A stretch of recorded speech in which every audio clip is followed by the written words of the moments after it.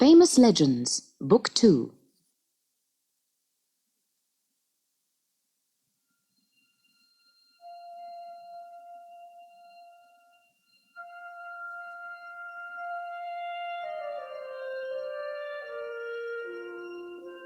The Labours of Heracles.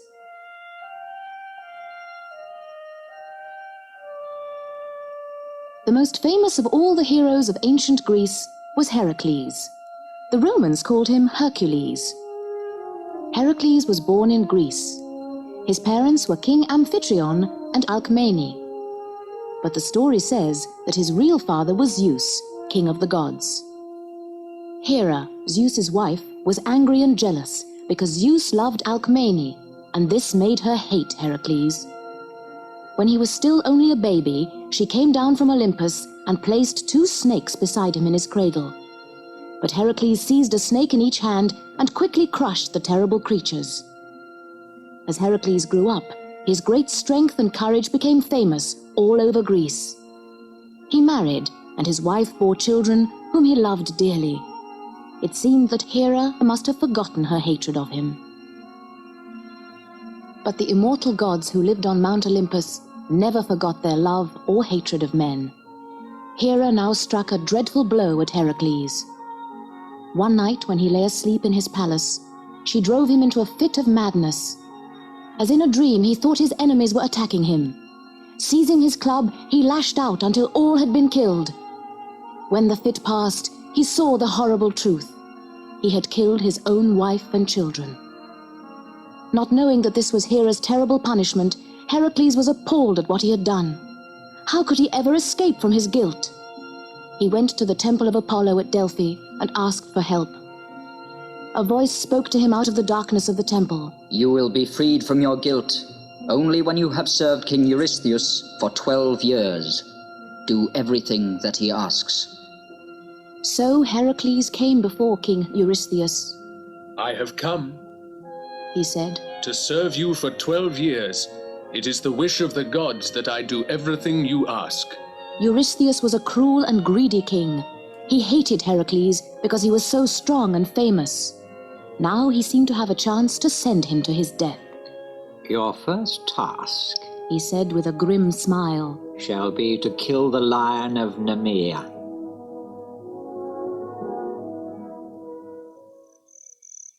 Only a short distance from the king's palace at Mycenae was the town of Nemea. Armed with bow and arrows and a heavy club, Heracles went to the lion's lair. When the lion saw Heracles, it leapt upon him. Heracles wounded it but could not kill it. At last, he strangled it to death. The skin made him a fine cloak, which he wore on most of his other adventures. Heracles returned to Eurystheus, who was surprised to see him. Very well, he said. Your next labor will be to kill the Hydra of Lerna, the dreadful water snake. Knowing the dangers of this task, Heracles took with him his brave young nephew, Iolaus. Together they went south to the great swamp of Lerna. Heracles knew that even the breath of the Hydra was deadly poison. In great fear they searched the swamp. Then, with a terrible hissing, the Hydra rose from the water. Heracles was appalled. Huge snake heads swayed above its coiled body. Drawing his sword, he struck one head off, but 2 more grew in its place. Then Iolaus had a plan. He made a great torch with blazing wood. Each time a head was cut off, Iolaus burnt up the neck with his torch. At last, the Hydra was dead. Then Heracles had a clever idea. Before he returned to Eurystheus, he dipped his arrows in the Hydra's poisonous blood. They might prove useful later. The king now sent Heracles to catch the sacred deer of Artemis. This beautiful animal had horns of gold. It was very timid, and Heracles had to chase it for a whole year before at last he led it back to his master. On Mount Erymanthus in southern Greece, there was a huge wild boar, which Heracles had to bring to Eurystheus.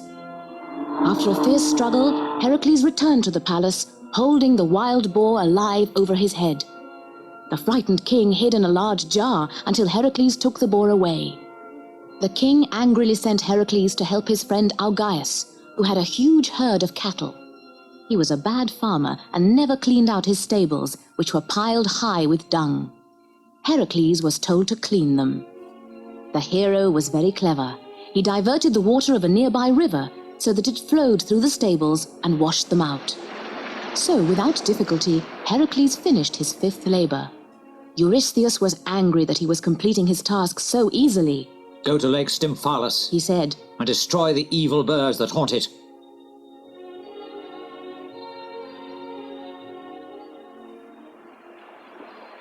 Heracles, armed with his bow, set off and found the lake. He knew that a flock of birds lived in the reeds beside the lake, birds with iron beaks and claws. These birds sometimes attacked lonely travelers and tore them to pieces. Heracles watched, but could see no sign of them anywhere. At last he became impatient. He made a great rattle from strips of wood and shook it in his fist. The sound echoed loudly around the mountain lake, and the birds flew screeching into the air in their hundreds. Heracles now took his bow and shot arrow after arrow into the sky. All day he went on firing, an unending stream of arrows. The birds were all killed instantly, while the arrows were tipped with the hydra's blood.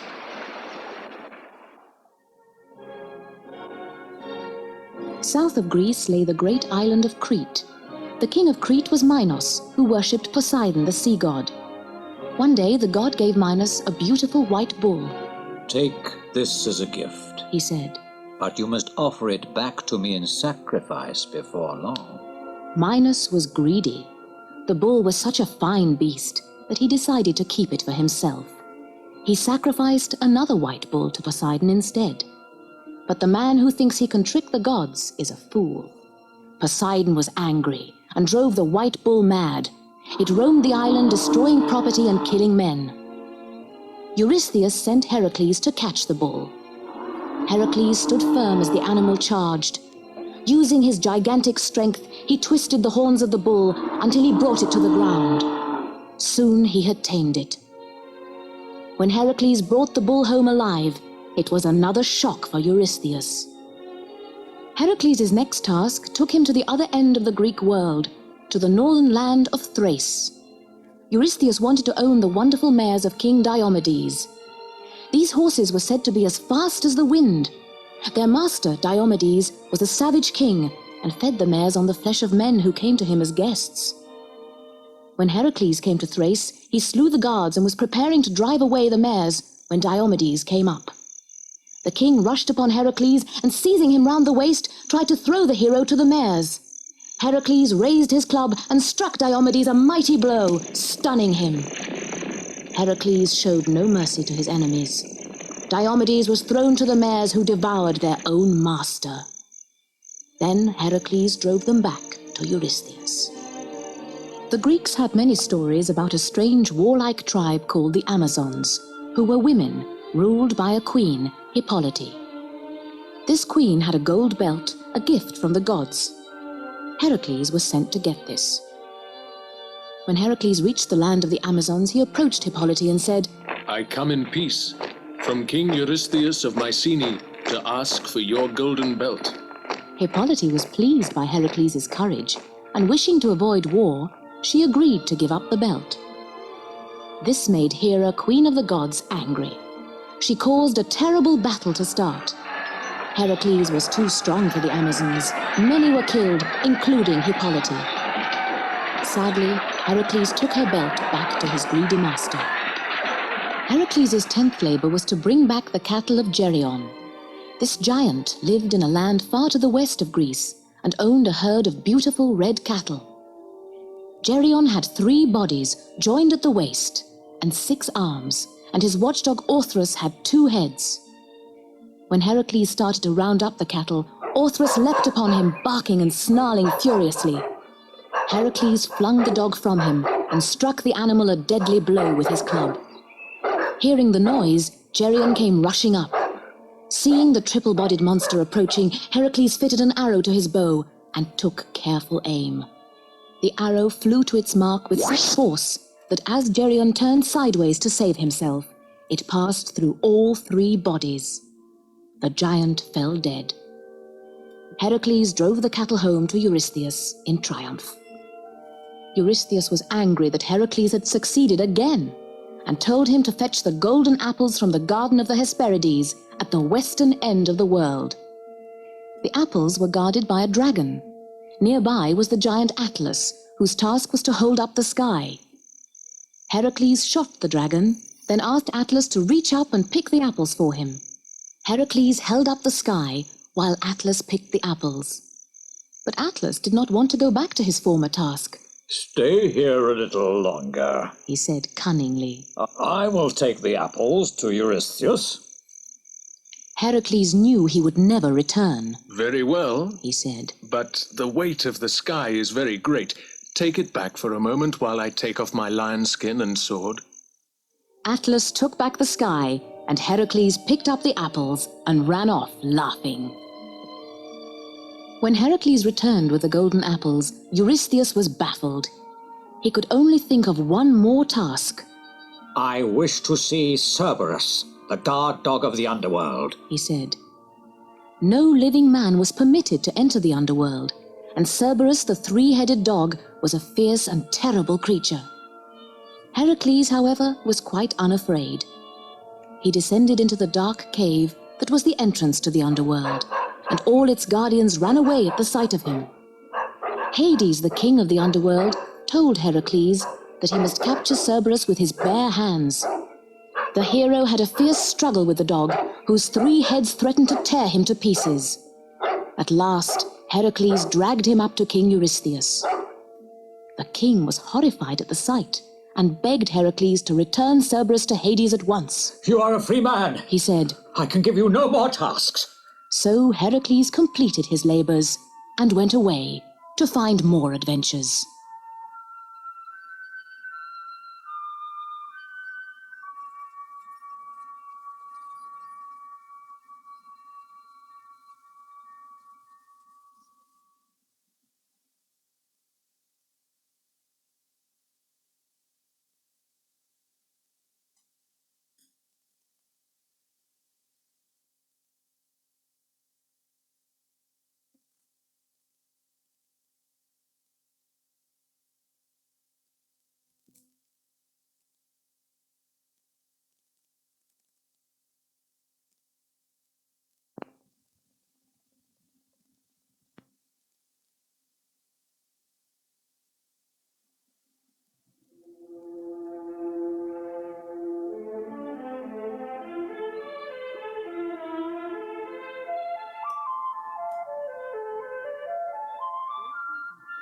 Jason and the Golden Fleece.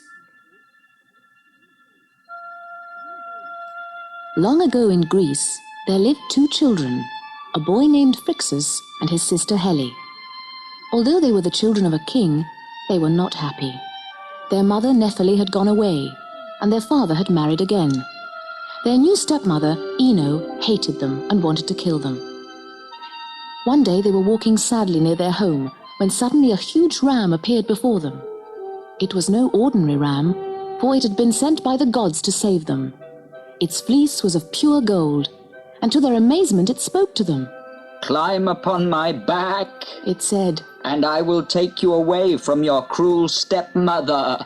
They obeyed, and the ram, which could fly, carried them over the sea. Helle lost her balance, fell, and was drowned in the sea below, which was called the Hellespont after her. Phrixus flew on safely to Colchis, which was on the other side of the Black Sea, at the eastern edge of the world. Sacrificing the ram to the gods in thanks, he gave its golden fleece to the king of Colchis, Aeetes. Aeetes hung it from a tree near his palace and set a great serpent to guard it. Many years later, Jason was born in northern Greece, the son of the king of Thessaly. Soon after he was born, his uncle Peleus took away his father's kingdom and made himself king instead. He threatened to kill his nephew, so Jason was sent away. Jason was looked after by a strange creature called Chiron. He was a centaur, half man and half horse. Jason grew into a strong young man, and at last went to King Peleus to get his father's kingdom back. Peleus had received a strange warning from the gods. Beware of the man with one sandal. He did not know what this meant. until one day Jason arrived.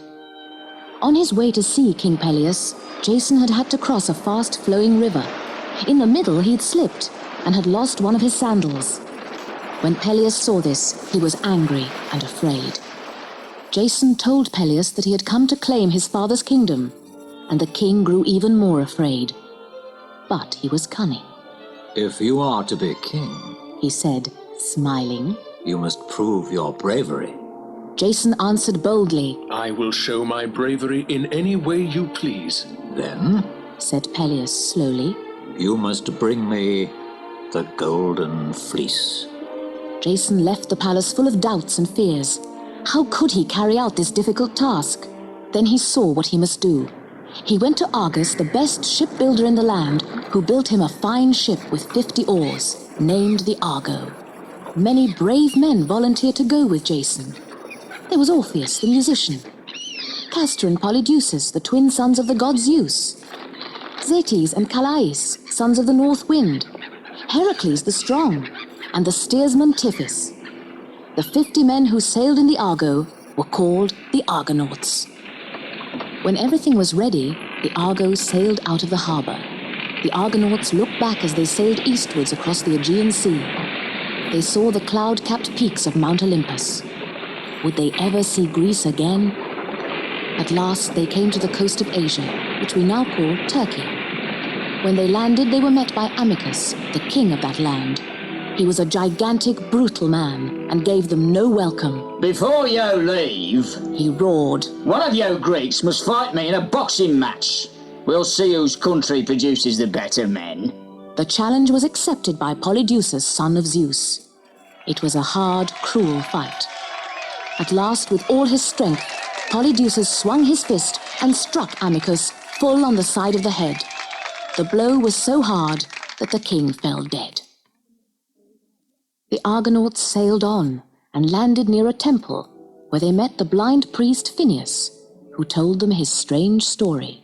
Once I was a famous prophet. He said, I had the power to see into the future, but foolishly I told men the secrets of the gods. Zeus punished me. He struck me blind and cursed me with the harpies. Whenever I sit down to eat, these monsters swoop like lightning from the sky and devour my food. What they leave is unfit to eat. In pity, Jason offered to try to kill the harpies. The heroes lay in ambush while Phineus prepared his next meal.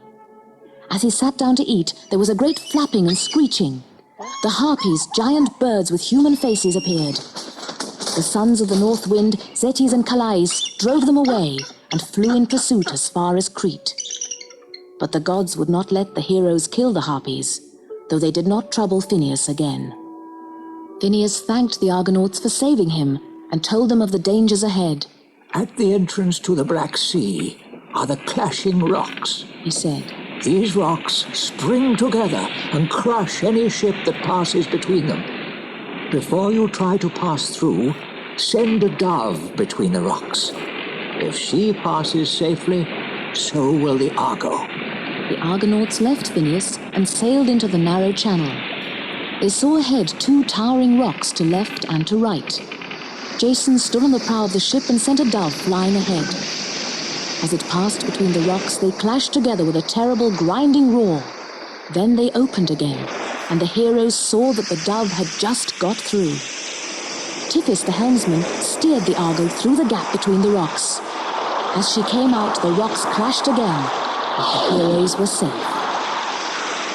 So they sailed on to Colchis and came before King Aeetes in his palace. When they asked for the golden fleece, he grew angry. First, He said to Jason, you must show your courage. Go to the field of Ares, the war god, where you will find 2 fire-breathing bulls. Harness these and plow the field, sowing the furrows with these dragon's teeth. Last of all, you must cut the harvest from the earth. If you do these things, you shall have the golden fleece. Jason left the palace with his friends. They were all afraid that the trials meant certain death. But that night, Jason was helped by an unexpected friend. Aeetes' daughter, Medea, who was skilled in magic, had seen him. and fallen in love with him. She met Jason secretly and gave him a jar of magic ointment. "No harm will come to you if you use this," she said. Jason thanked Medea and made ready for his trials. He rubbed the ointment over his body, his armor, and his weapons.